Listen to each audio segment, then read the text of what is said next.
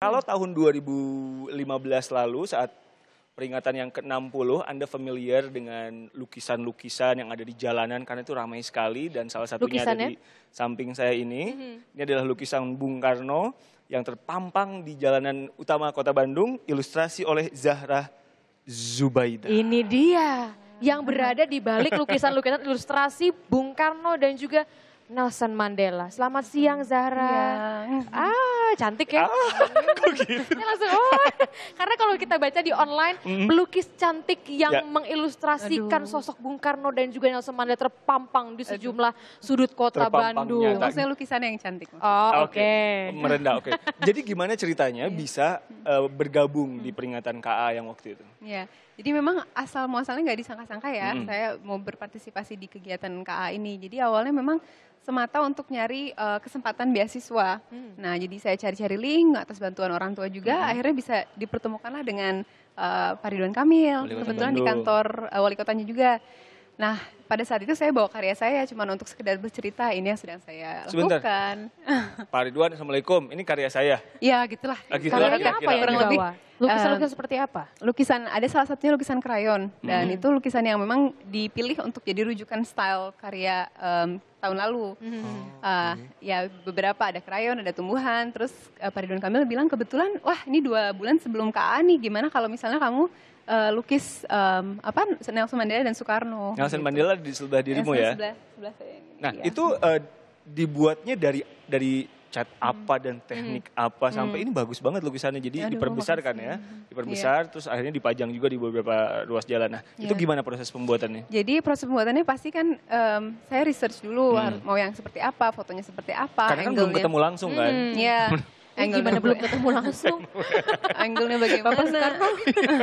Karena Zahra sendiri baru 21 tahun sekarang ya. Karena kan pasti ada detail-detail yang harus diperhatikan. Iya betul. Nah itu riset sendiri dari angle foto itu berpengaruh.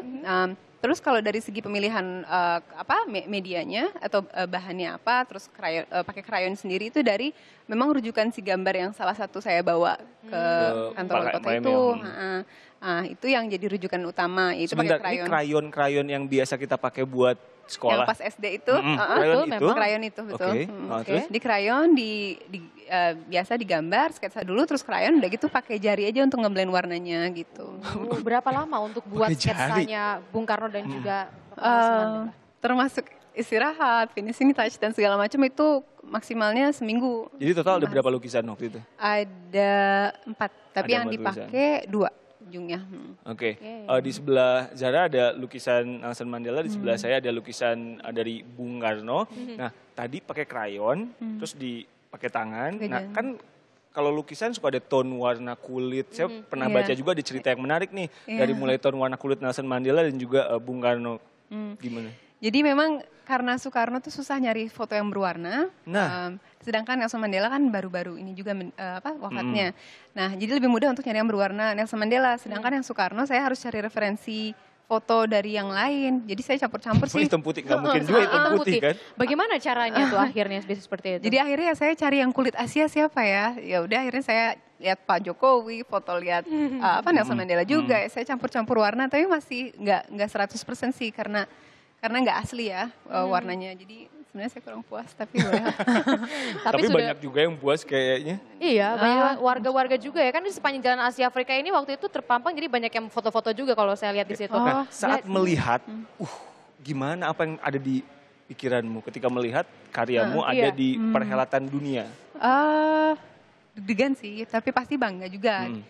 Yang bikin deg-degannya ya kita kan nggak tahu orang ketika lihat karya itu responnya apa. Itu aja sih yang sedikit jadi yang bikin deg-degan, tapi lebih ke excited dan bangga ya, alhamdulillah bisa. Jadi semua ini, dipelajarinya secara otodidak atau sudah pernah belajar di lembaga-lembaga? Atau emang pelukis gitu? Jadi sebenarnya kalau potret memang saya udah hobi gambar potret, tapi sebelumnya memang saya pernah belajar waktu sempat sekolah di Norwich. Saya belajar 3 tahun, salah satu yang saya tekuni itu seni. Nah, di situ guru saya sangat passionate dan sangat dorong saya untuk nekunin bidang seni rupa. Akhirnya di situ. Jadi sekarang lukis apa lagi nih selain? Sekarang lagi seneng main medium ya, main kanvasnya, terus main warnanya juga. Stylenya saya lagi seneng main abstrak juga. Tapi ujung-ujung memang saya masih suka sama potret sih. Mau buat apa untuk Indonesia? Wah, itu pertanyaan yang sebenarnya saya udah bertanya lama ya. Dan tentunya saya pengen bisa kontribusi besar kan untuk Indonesia. Lewat karya-karya saya yang semoga orang bisa merasa terinspirasi. Insya Allah itu akan terjawab sendiri. Amin, mudah-mudahan saja. Karena ingin lanjut sekolah nanti ya rencananya di luar negeri. Semangat untuk Zahra tentunya. Selesailah kalau misalnya lukisan-lukisan KA ini dikasih ke kita ini. Jadi itu barang. Ya, memang kita kaliannya cuma untuk bicara, menyampaikan informasi-informasi saja yang penting untuk Anda pemirsa di Rumah Sapa Indonesia Siang. Oke, terima kasih Zahra.